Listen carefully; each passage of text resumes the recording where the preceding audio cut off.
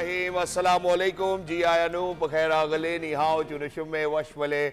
Oh, hi, Gonzaimas, guten Morgen, hola, bojo, privyet, kaifa hal, hale shuma chatore, ahlan wa salam, marhaba, buna, mucho, gracias, swabia, balli kare aya, hosh galden, and I say, khuyamora, chibato, chi haljot, kalimera, khairutan, and a very warm welcome to everybody who's tuned into PTV World and watching world this morning. Ladies and gentlemen, we hope and pray that everybody out there is doing wonderfully well and that you're ready to kickstart your wet Wednesday over here in Islamabad with us.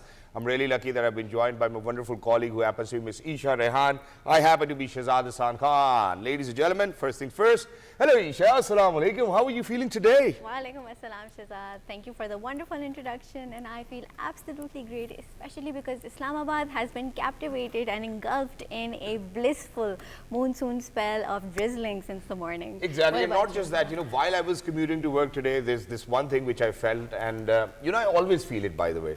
It was that, whenever the weather is nice, you just feel great, right? You feel as if you're on the top of your game, and every other person that I would see, or probably, I had an eye contact with, I was like, I hope and pray that your day goes well. Oh. So I think for everybody who's out there, ladies and gentlemen, please make sure that you feel this energy that we are reverberating. Please make sure that you resonate with that as well, and we hope that your day is going to be great. And diving into what is happening across Pakistan, that is the monsoon rain lashes Rawalpindi, Islamabad and other parts of the country, including Kashmir, Punjab and the upper Pothohar region.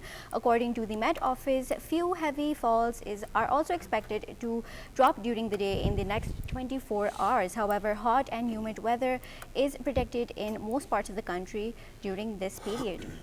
And to speak more about what is happening in Pakistan, the north of Pakistan is actually no stranger to beauty. However, recently it is becoming no stranger to flooding and landslides due to this global warming epidemic. And unfortunately, the Atabad Lake had a glycal lake outburst flood, which led to a luxury resort being flooded, and there had to be emergency evacuations being conducted. So exactly, and to speak further about it, ladies and gentlemen, we're very lucky that we've actually been joined by Dr. ZAHEER, who happens to be the Chief Meteorologist at the Pakistan Meteorological Department. Hello, assalamu alaikum, Dr. Saab, how are you doing? Wa alaikum assalam, and thank you very much, I'm good. Sir, thank you so much, for taking our time and, for making sure that you're going to actually share your insights onto these GLOF experiences that we are witnessing, the glacial outbursts that we see. Not just that, we do see cloudbursts, in Pakistan. We do see climate change impacts taking a great impact onto our vulnerability towards floods as well. First of all, what's your take, and then we'll dig in deeper. Actually, we are passing through the active monsoon spell, and for the past few days, we are seeing that different parts of the country are experiencing light to moderate rains, and some parts are also experiencing heavy showers of monsoon.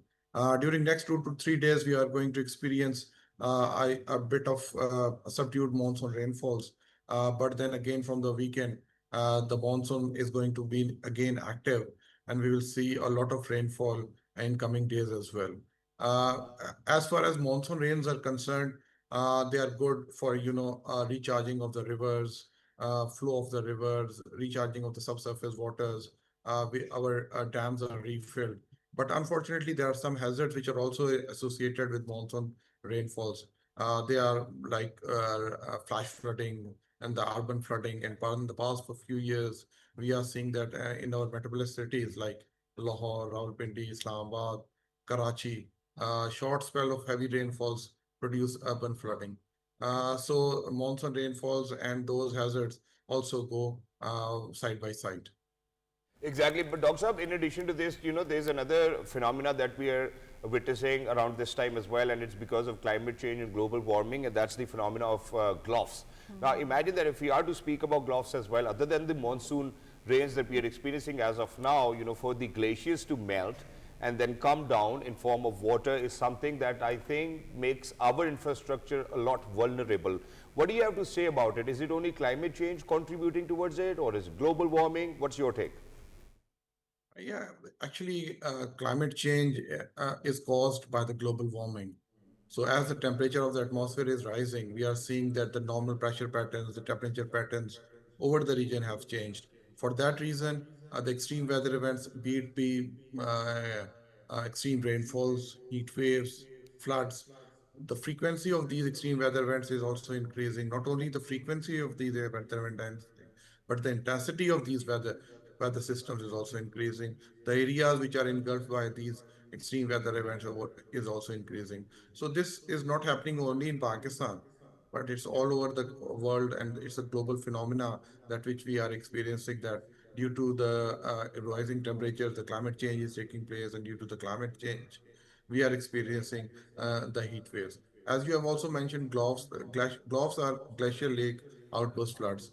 In the north, we have the banks of snow, and these banks of snow are the reservoirs for us in summer, because when there's summer, due to the snow melt, we have the extra water through those snow melts. But over the years, we have been experiencing that the snow cover has depleted. And whatever which we are using due to the sunshine, due to the heat waves, and due to the extreme, high temperatures, that reservoir of snow is depleting. So what we are doing is we are consuming that reservoir of snow over the years. So this is a very alarming situation for us as well, that the snow covers, the glaciers, they are shrinking, the snow cover is shrinking, and we have excess of water now. But over the years, maybe we have to be very cautious about the water usage in Pakistan.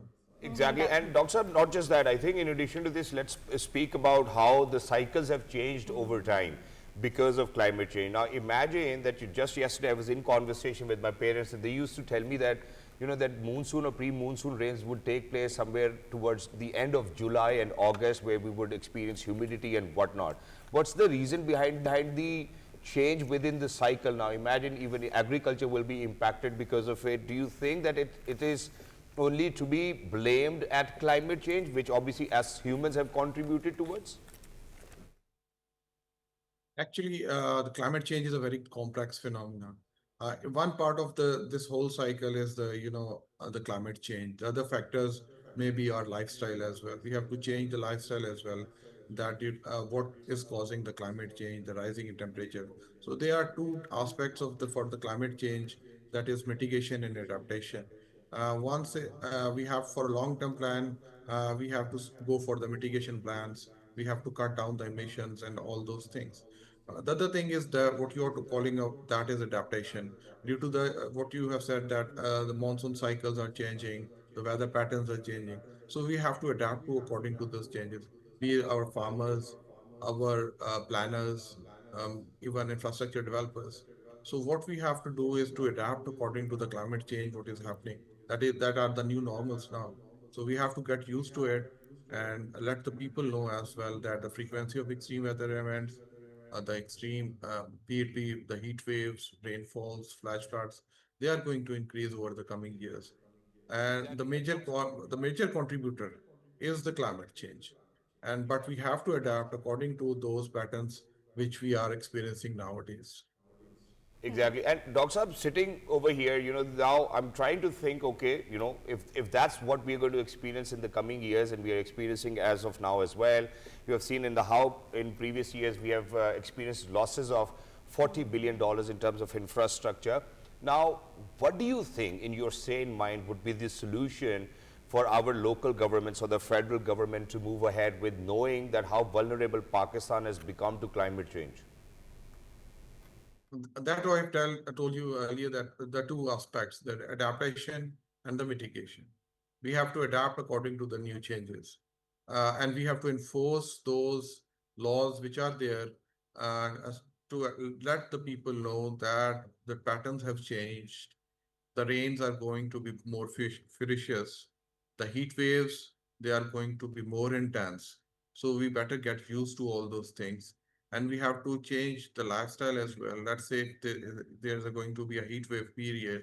So we have to adapt according to the sunshine hours, that we don't go out when they are excessive sun, the heat is there. We have to cover our heads, use an umbrella, use a cap or a hat.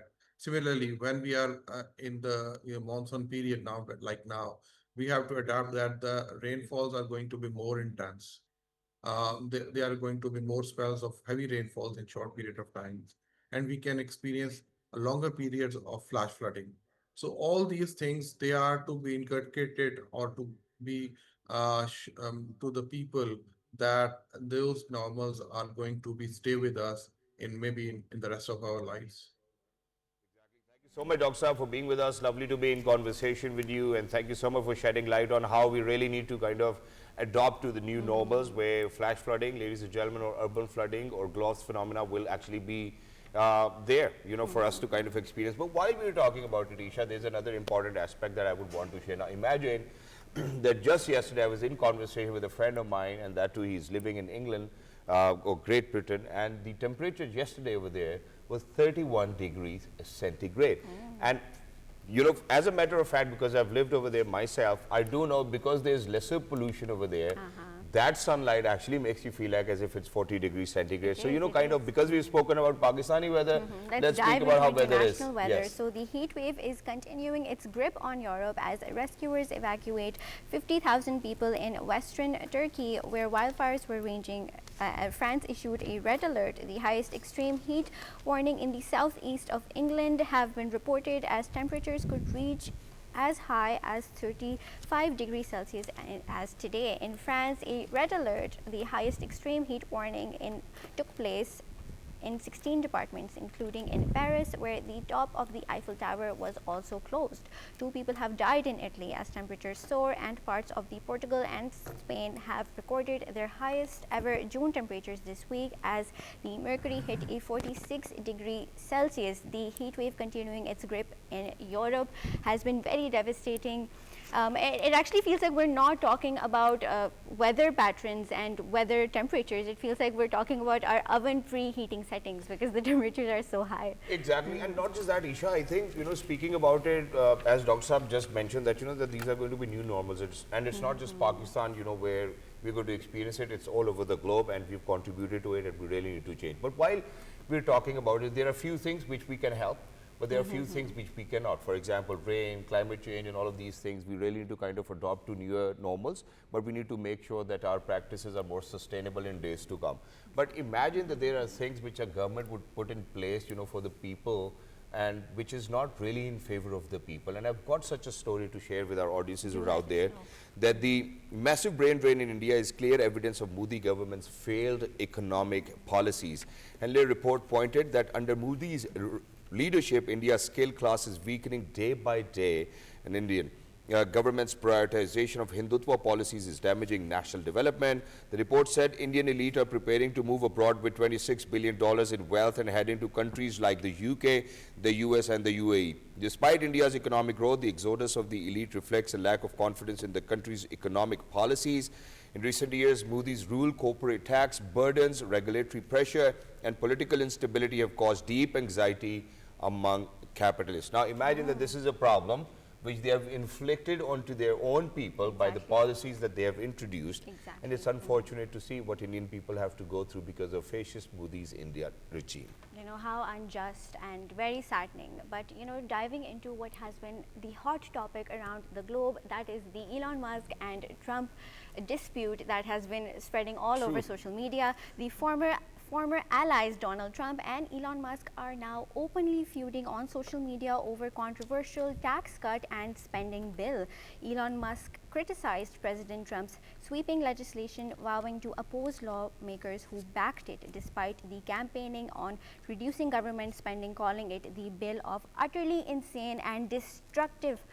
Musk joined the debate on X after weeks of silence. In response to this, Trump lashed out at Musk, claiming that the billionaire would head back home to South Africa if federal and electric vehicles subsidies were eliminated. The tensions are brewing between these two, and let's hope that they'll reach a conclusion that is. I don't know why should we hope. I think they should hope, if it's for their betterment, or whether they should be friends or foes, or whatever is going on, whether it's a political stunt. But while we're at it, I think Pakistan, alhamdulillah, in recent days and in recent times under the current leadership, may it be political or military leadership, has been at the forefront of all diplomatic issues that we might be able to resolve. Now, the word that I'm using over here is that Pakistan will be able to help other countries. Imagine, why am I saying so? Because Pakistan, ladies and gentlemen, assumes the United Nations Security Council presidency for July 2025. Pakistan has officially assumed the presidency of the United Nations Security Council for the month, a significant diplomatic milestone for the country. Asim Iftikhar Ahmed, Pakistan's permanent representative to the UN, briefed the media on the nation's core principles and plans for its tenure at the helm of UNSC. I think it's a great news. And not just this, another milestone that we achieved is that Ambassador Kamran Akhtar was elected as the president of the 53rd session of the United Nations Industrial Development Organization and will be overseeing several projects related to textile, food safety, climate action and renewable energy. But to speak more about how Pakistan has taken the presidency in the United Nations Security Council, we actually have Ambassador Shahid KIANI, who is the former ambassador of Pakistan, and he is a seasoned diplomat. Assalamu alaikum, Your Excellency. How are you doing? Thank you very much. I'm honored to be on your show. Exactly, sir. Sir, first things first, I would want you to kind of comment on Pakistan assuming UNSC presidency. Yeah. First of all, this is a very important development that, first of all, Pakistan was elected. I think this was the sixth time that Pakistan was elected in the non-permanent category of the United Nations Security Council. And now we have assumed the presidency for this month of July. And there is a huge, long agenda in which Pakistan will be asked to take initiatives or to supervise or to chair the meetings. And one of them, which is just now we have been informed that Pakistan becomes the vice chair of the United Nations Security Council on the fight against terrorism. Now, this is something very important, and I tell you why. Because we have been accused, especially by our eastern neighbor India, for the last many years, that Pakistan is involved in accusations, wrongly accusations that Pakistan is involved in supporting terrorism. Whereas the United Security Council has made Pakistan vice chair of the Security Council to work on terrorism. And what we'll be looking at it is the difference between the fight against terrorism and the legitimate fight for self-determination. Now, these are two things in which the Indian would like to involve us. And I'll give you the example. What is happening in the Indian occupied Kashmir? The fight for the self-determination has been blown apart by the Indians, which use force against the people. And if you look at what's happening in the in Israeli occupied areas where Palestinians are living, same thing is happening. What is happening in Gaza now? So these are things which will these are one of the few uh, things which will be looked into by the United Security Council members in the next 1 month. There will be what is happening, the unending war in Gaza, then what is happening in Ukraine. So all these things are extremely important, which will be on the agenda. Then there is a possibility that what happened in Pahalgam, that would also come. The post Pahalgam events, what happened. So these are things which will take the focus of the United Nations Security Council members. Exactly, sir. Thank you so much for shedding light on such an important, discussion that we are having over here. And obviously, it comes in this opportunity actually comes in at a very crucial time where we have seen, regional conflicts as well. What's happening in Gaza, and not just that, for people who really need to be kind of voiced within the United Nations Security Council. But sir, while we are over here, let's speak about the authority of the president. Do you think that the president will be chairing all meetings and all sorts of decisions which will be taken by the United Nations Security Council will be given by the president? And if so, what decisions do you think rightfully needs to be taken on behalf of Pakistan, knowing that we're a very morally correct nation? This is the presidency of the United Security Council for the monthly rotation is very important and challenging. There is the tragedy is that the decisions taken by the meetings are rarely implemented. But the fact remains that the once these discussions comes on the United Security Council agenda, then there is global focus. People are allowed, the members are allowed to come and discuss and share.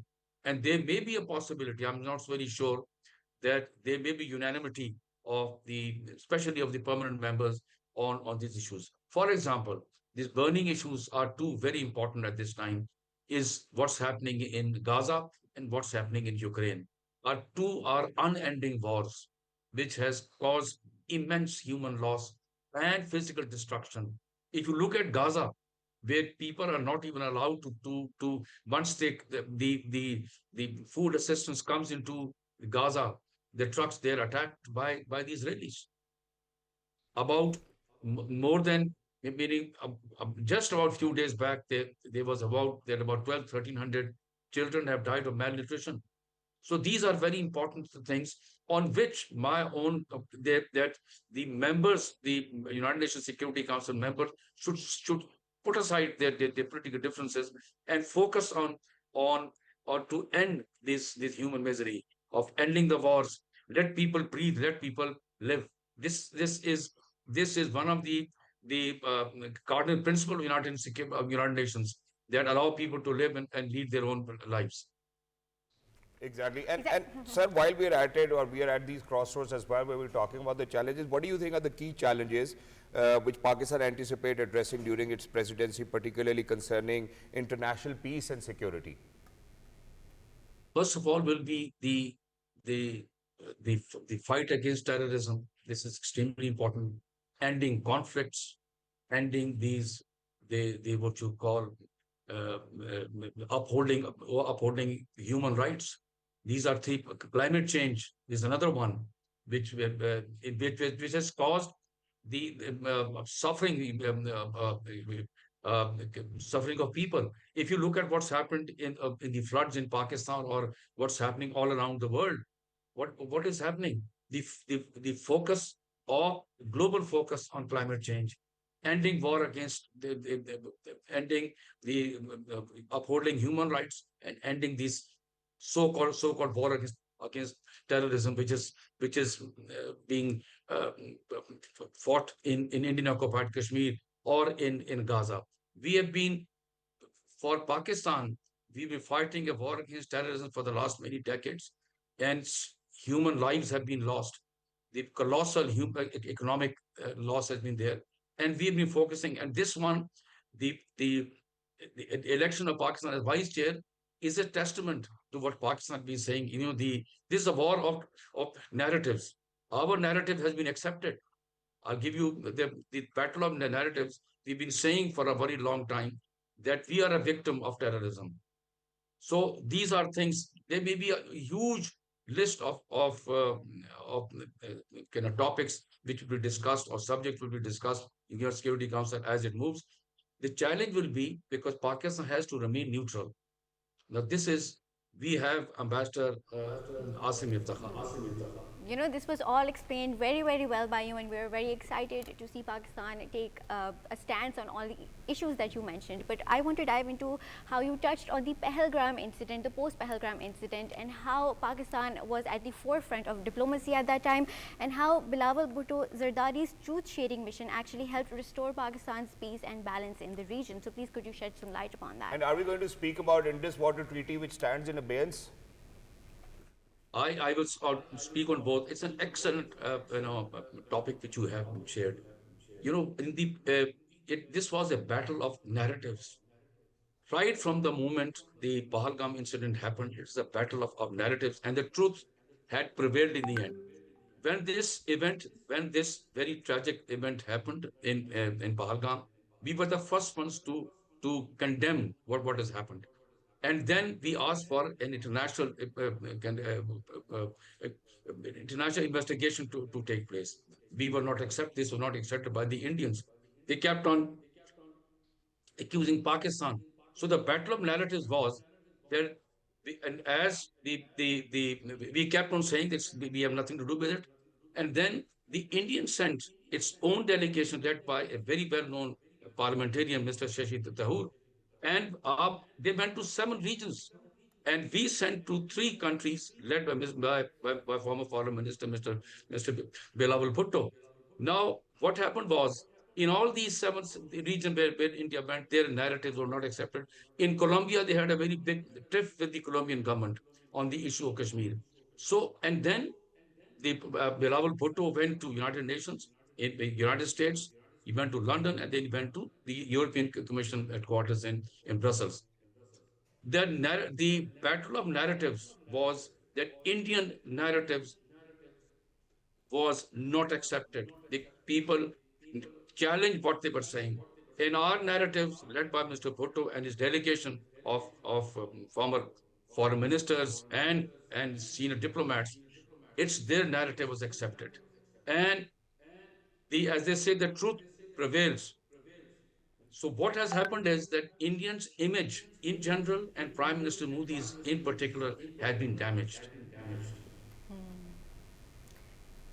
Exactly, and thank you so much, Shahid Saab, for being with us. Because of the shortage of time, I'm very sorry that we'll have to end it over here as well. But thank you so much. And Pakistan certainly will take great advantage of this opportunity. Make sure that we bring in that same voice which was needed in global affairs or probably conflicts wherever they are, or probably maybe in this water treaty which stands in abeyance. And inshallah, in days to come, we will experience positive changes, and that too because Pakistan, ladies and gentlemen, assumes on the UNSC presidency. Not just that, Eesha, do you know that in addition to this, Ambassador Kamran Akhtar Saab has also been elected as the president of the 53rd session of the Industrial Development Board, UNIDO, and this is for the very first time that is happening as well. So congratulations to Pakistan on both of these fronts as well. Now, I think let's move on towards where I think this happens to be my favorite subject and my favorite topic. See, you have been an equestrian, you've been a swimmer, you've done so many sports. Football, you've been squash, tennis. football, squash. You've What done have it I all. not done? What have I not You've done? done it all, mashallah. But I hope that you could have played one professionally, which you did. But now imagine that let's speak about what professional athletes are doing for Pakistan. But I think first things first, very sorry, I would want to talk about South Africa, where South Africa beat Zimbabwe by 328 runs in the first test. South Africa defeated Zimbabwe by 328 runs in the first cricket test in Bulawayo to take 1-0 lead in two-match series. On the fourth day of test, chasing 537, Zimbabwe were bowled out for 208 runs in their second innings. Wellington Masakadza remained top scorer with 57 runs, while Craig Ervin made 49 runs. For South Africa, Corbin Bosch bagged 5, while Cody Youssef took 3 wickets. Debutant Luan Pretorius, who scored 153 in first innings, named player of the match. And our Pakistani girls are obviously making us proud. Once again, they have qualified for the semi-finals of the Asian Youth Girls Netball Championship with the 5th consecutive victory in South Korea. Pakistan outplayed Maldives by a 49-39 goals and secured their 5th consecutive win in the championship. Also moving on, how Pakistani martial artist Rashid Nadeem has set a new world record, becoming the fastest boxer in the world. He surpassed England's Joshua Iyala, who previously held the record for the fastest boxing punches. Rashid Nadeem landed an impressive 386 punches in a minute, breaking Joshua's record for the 374th punches. Wow, that's great. I don't know if anybody else could have actually done that as well, which is why it's a world record for Pakistan. Congratulations, Rashid Nadeem. In addition to this, let's move on towards squash, where the 32nd Asian Junior Individual Squash Championship begins in South Korea with several impressive performances from young Pakistani players. In boys under 19, Pakistan's Abdullah Nawaz defeated Tharul Pinwata of Sri Lanka by 3-0.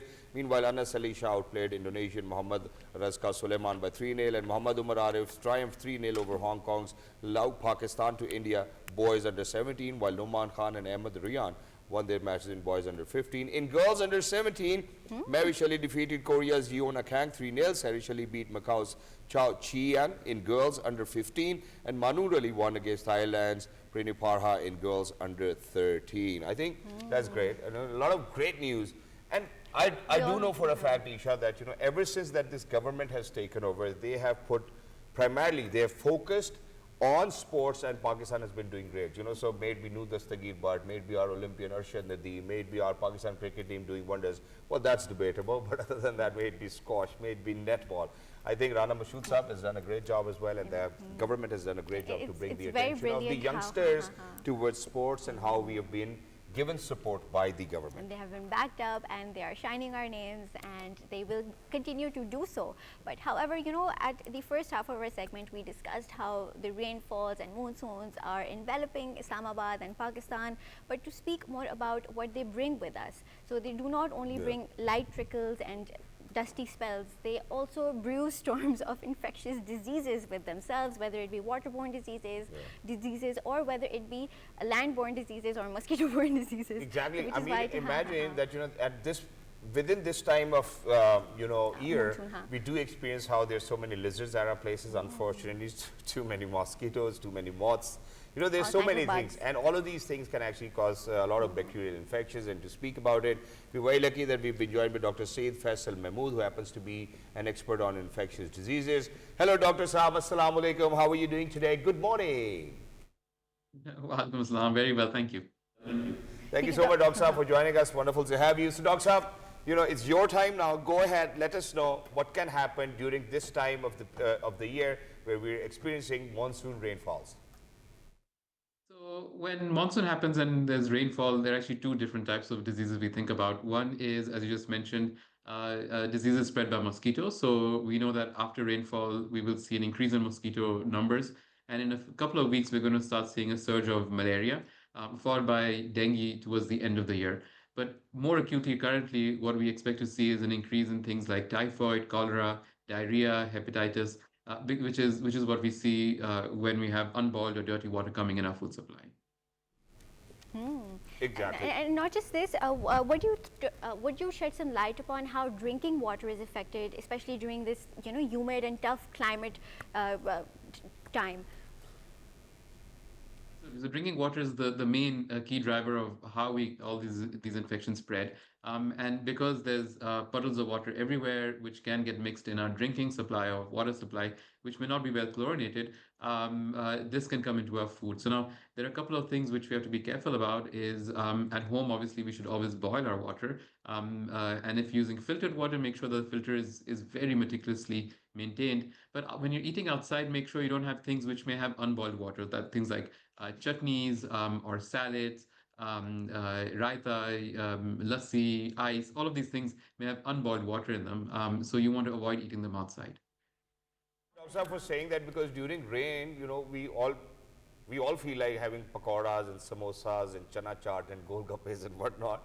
So I think that's an advisory for people who are out there. And anyways, जब भी किसी restaurant पे जाए उनका रायता इतना को पतला होता है कि वो वैसे ही खाने का दिल नहीं करता. So I think people really need to avoid that. But sir, in addition to this, just yesterday, I think it was 2 days ago that my own daughter, unfortunately, developed a skin bacterial issue and the entire skin got red and it is not a good sight to look at.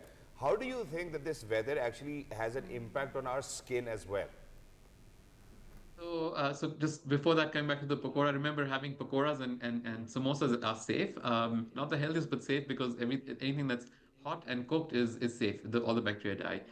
But with the skin, so whenever your skin is hot, also when the weather is hot and you have a lot of sweating, and it's hot and humid, that can lead to skin infections, especially in people who have things like diabetes or who are obese. They may actually have these skin issues. And the best thing to do is to just make sure that you keep your skin dry. And if you have any other medical problems like diabetes, make sure that that's under good control. Exactly. And Dr. Saab, in addition to this, one of more things that I experienced, unfortunate, that, elderly people have been rushed to hospital emergencies, and it's because of the fact that they cannot breathe. There's so much of humidity. Even just yesterday, I think it was somewhere at 77% over here in Islamabad. How do you think that we could curb humidity? Do you think that the best suggestion would be to stay inside, just turn on your air conditioners if you have the leverage to do so? Is there any other gharelu harba that you can actually share with us to combat humidity, because it's really getting hard to breathe these days? Hard to get rid of humidity without an AC. AC will reduce the temperature and that takes the humidity out. But obviously, we all can't always have ACs on because the bijli ka bill will be really high and everybody doesn't have an AC. But even having a fan pointed towards you will sort of wick away the moisture and keep your skin dry at that point. So fans are fine. Just make sure that you're indoor in a shaded area with a fan on as much as you can during these hot and humid areas time, and make sure that the room has good ventilation. Exactly. And you touched some light upon how mosquito-borne viruses are very prevalent during this time. Could you shed some light upon what symptoms should we look out for in dengue and malaria when we feel these symptoms, that we rush towards the hospital to get treated in prompt time? Question, because dengue, malaria, typhoid, all of these will start off exactly the same with fever. But if somebody has fever for more than 5 days, or fever with things like getting drowsy, or the urine, you're not making a lot of urine, or the fever is not settling, in that case, you should immediately go to the hospital with this. Or a fever with rash is another thing that should prompt you to go to the hospital.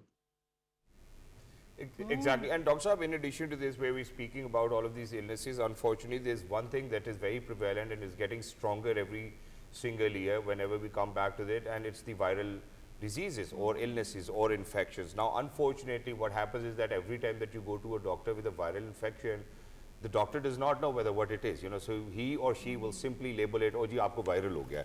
Now, when you have a viral, and it does not go away, the only solution that we have is, giving the patient antibiotics. And we have seen how patients are actually coming back with how their bodies are now antibiotic resistant. What is the best solution in any viral condition if we are experiencing, unfortunately, maybe influenzas, and because they're getting stronger, they're mutating, what solutions do we have for that? So you touched upon a very, very, very important point. So remember, none of the antibiotics will kill viruses. So if you have a viral infection, we recommend not giving antibiotics, because every time you give an antibiotic to a person, it modifies your normal good bacteria, and it takes almost a year for your good bacteria to come back. And obviously, this also promotes the bacteria to become resistant. In other words, they learn how to fight the infection. So when you do get a real infection with the bacteria, we actually have no options. In fact, we see people in the hospital now who have simple urine infections in which we have no antibiotics to give them. We have no treatment. They're incurable at this point. So if you have a viral infection, or if your doctor feels you have a viral infection, then the best is not to use antibiotics. There are only certain indications when you use an antibiotic, but generally do not use an antibiotic if you have a fever for less than 5 days or so. What we commonly see, exactly what you said, is people have a sore throat, they have fever, and or the very next day they'll put themselves on antibiotics, which is actually a very dangerous practice. Antibiotics are dangerous drugs. They're not very safe drugs. Thank you so much, Dr. Saab, for your time. Thank you so much, for your kind suggestions as well. And for everybody who's out there, ladies and gentlemen, it's your responsibility now to please make sure that you listen to it very carefully. And if there's anything, please make sure that you do not self-medicate. Go to a doctor, get yourself tested, and get the right treatment. Exactly. Thank you for saying that, Shehzad. I would always say the right thing. He always says the right things. But let's dive into fascinating international news. Today is actually World UFO Day, which stands for Unidentified Flying Objects, and it is celebrated to raise awareness amongst the people who believe that life beyond Earth exists in the vast universe, as well as the unidentified flying objects. On this day, enthusiasts gather and watch the skies and commemorate the first reported sighting of a UFO by the aviator Kenneth Arnaldo in 1947, as he also supposed the UFO crash in the 1947 Roosevelt incident. So whether you are a believer or a non-believer, go out tonight with your binoculars to prove or disprove this theory. I don't know, if there's one thing which the world actually speaks about, whether it exists or not, why do we have a day dedicated towards that? I don't know what we are doing. Humans, man, they're really interesting. And at times, there can be people who can actually stand out and be really tall, and we're actually remembering one of those amazing tall individual who actually passed away a long time ago, and we're remembering him on his death anniversary because he brought good name to Pakistan because of how tall he stood. Ladies and gentlemen, today is the 27th death anniversary of Muhammad Alam Channa. According to the Guinness Book of World Records, the 7.7 feet tall Alam Channa remained the tallest man in the world from 1982 to 1998. His record-breaking height was caused by a tumor on his pituitary gland, which produced the growth hormone. He would wear a 16-meter-long shalwar kameez or shoes especially prepared to fit his size. Alam Channa breathed his last on July 2nd, 1998, and was buried in his native Sevan in Sindh. May his soul rest in peace. Patience for the bereaved. You're being remembered, Mr. Alam Channa. And our next topic leans towards a very impactful issue in Pakistan, where the ground shakes for a few seconds, but the impact lasts for many, many decades, and that is what an earthquake does. And earthquake preparedness, it's not a luxury anymore. It is a necessity that Pakistan needs to dive into. And to speak more about this, we actually have Professor ADIL, who is a leading geologist and expert in the seismic activity and earth science. Assalamu alaikum. Thank you so much for taking our time and being here today. Good morning, boss. How are you? I'm fine. First things first, why would you pick up on such a subject to be a professor where you would want to figure out, "Eh, dharti kyun hil rahi?" because it's a natural science, and you will enjoy if the newcomer, new students will read about the earth dynamics, because it's a natural scientific phenomena beneath the earth's surface. Exactly, which is why, let's talk about the seismic activity which has Yeah. been taking place. Now imagine Karachi, sir, in the last 6 days have experienced 31 such jolts, on the Richter scale ranging from 1.4 to 4.4, and even now Punjab and Lahore has been Yeah. experiencing such jolts as well. Do you think that first of all, let's talk about, are the people safe in days to come? What have you studied so far? Is it going to be a risky environment in days to come? Yeah, people are safe because it has a very low magnitude, ranges maximum 3.5 or near about 4 magnitude earthquake. So basically the phenomena is that beneath the earth's surface the energy is accumulated, and this energy has to be released through different mechanisms. Okay. So through diverse earthquakes, these are the basically called shallow depth earthquakes. Okay. And a low magnitude earthquakes. Yep. So frequently we are feeling that earthquakes because the seismic energy is generated inside the earth. True. And sir, to speak about, this energy which is being produced, obviously, sir, thoda sa bhi ho Richter scale pe tra to nikal jata hai. Yeah. So everybody's like, we need to rush out. What do you think we can do, in terms of preparedness? Because imagine 31 joules in Karachi in 6 days, now in Punjab on a Richter scale of 4.4, and it's not that we are not vulnerable to it, sir. We've experienced it in Islamabad, we've experienced it in the north of Pakistan as well back in 2005, and it was a very unfortunate incident. How do you think that our preparedness needs to come along, and how we really need to kind of know that, okay, for example, PMD issues advisories to people. Yeah.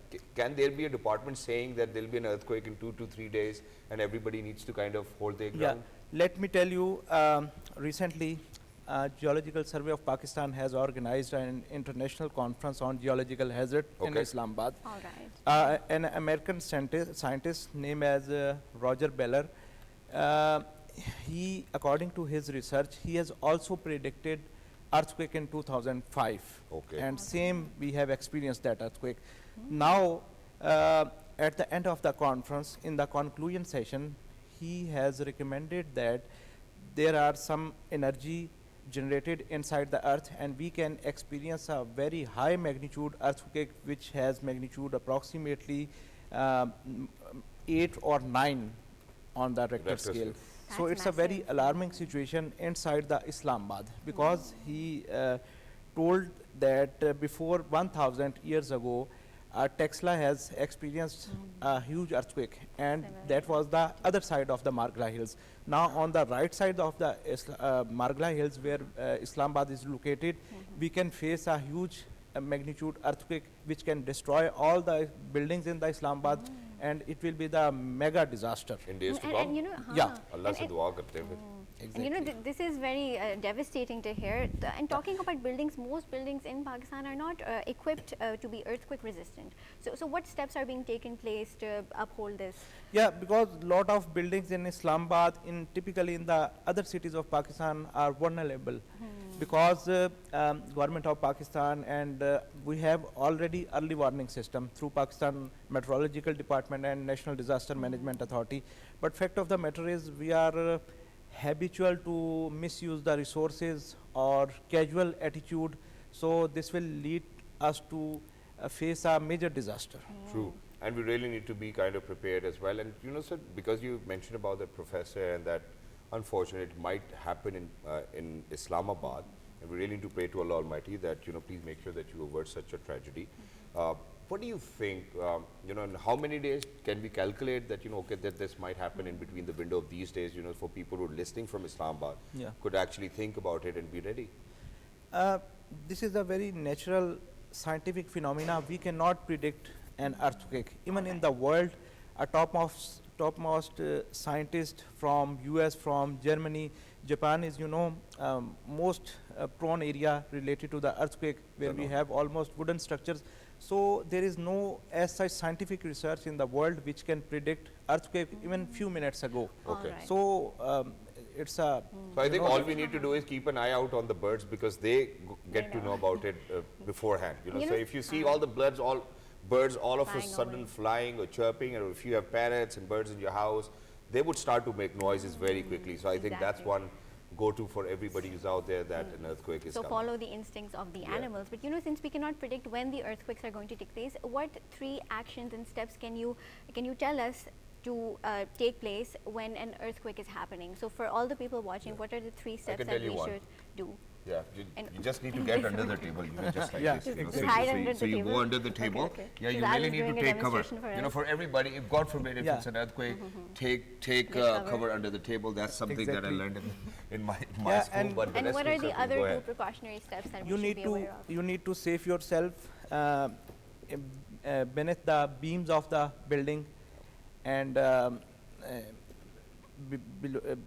below the table. Below tables. So these sort of safety measures we can adopt, but it's a at that time when earthquake waves are generating, your situation is like a very panic situation. So it's very difficult to handle that situation. And Specifically, the age group having 6 to 7 years or above 60 to 7 years.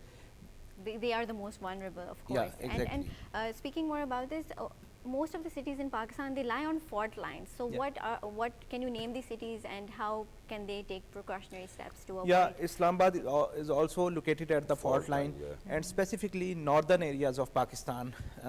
You can hear that earthquake is located on the location of the Hindu Kush and near to the Afghanistan. So these are the very earthquake prone areas. All right. So, all right. just one myth which I would want to bust over here today, with your help, and they say that if you start running while it's an earthquake, and if you fall down, आपको मिर्गी हो जाती है, something of that sort. I don't know. Exactly. Is it true? I don't know because the more information doctor can give you related to Whether it happens Yeah. or not. But thank you so much for joining us. Wonderful to have you over here. And for everybody who's out there, ladies and gentlemen, we have shared it already with all of you that in days to come there might be earthquake episodes in Islamabad. There have been earthquake episodes in Karachi. There have been earthquake episodes in Lahore.